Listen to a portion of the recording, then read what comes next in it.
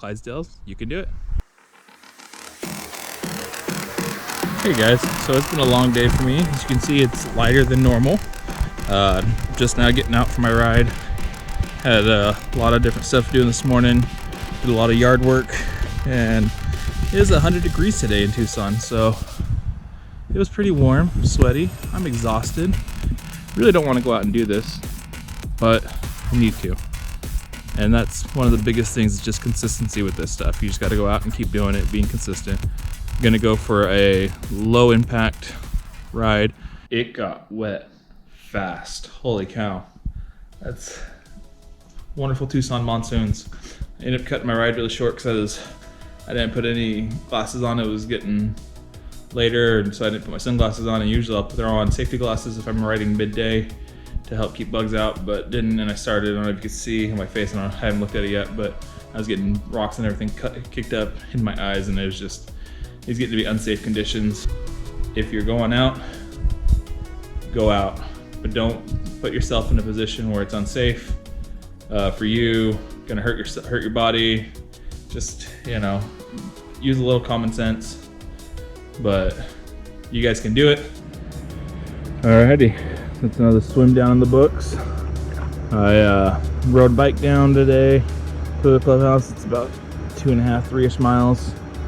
Of course, did swim, did about 800, maybe 1,000 meters. I don't know, I kind of lost count, just kept going. It was a good workout. Today I was trying some techniques that I've learned over the weekend, and definitely seemed to help my swim a little bit. Some of them are the fact that when you swim, I didn't know this, I kept doing what's called a straight arm pull. You just pull like that. You actually want to take your arm at a right angle as you're slid it, bring it down. So you're using your hand and your forearm as a paddle. See, it definitely helped out my pull a lot. But we'll see how it improves everything. Just finished first run of 6 weeks, T-minus 6 weeks to the race day. Pretty stoked. My pace was 11 minutes, 26 seconds, cutting my previous run pace down by 34 seconds a mile. So stoked about that. I was also able to run 2 3/4 mile without walking, which is a huge feat for me. You guys know I'm fat, and I've been trying to work myself up.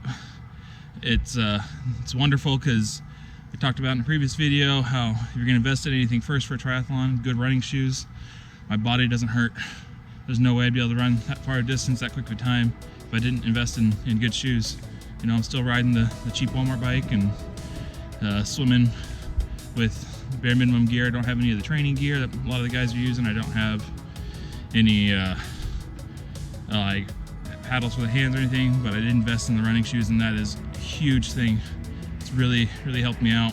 One of the big techniques I've also integrated in my run to help improve that is I was reading a video talking about running for fat guys, and they highly suggested over leaning forward into your run. And what that does is that puts your strike zone more underneath your center of gravity, and that decreases the amount of force that your knees and hip are hitting. I'm an engineer by trade, and so there's a thing in physics called a moment arm, where it's basically the distance away from where the force is impacting it and the force is applied. So if you think like a diving board, moment arm would be where the person jumps at the end of the diving board, and where you're measuring the force applied is the steps where people are walking up on it. And so if you're normal running like I used to do, where I was standing straight up or even leaning back sometimes as I got more tired, what that does is that makes that more of a diving board effect, where as I'm running, my feet are hitting the ground further away from my body, and that's putting force on hips and legs and knees and back and all that stuff. Whereas if I focus on always leaning forward, that's leaving that strike directly underneath my center of gravity most of the time. I'm not gonna say I'm perfect with it, I'm still trying to improve on it, but that helps to decrease the amount of pressure and force and pain that I have in my hips and knees. So it's great, you know. And once again, if you're tired and don't want to go out, it's probably the day you need to go out the most. So Go out and push yourself and do it. All right, Clydesdale, you got this.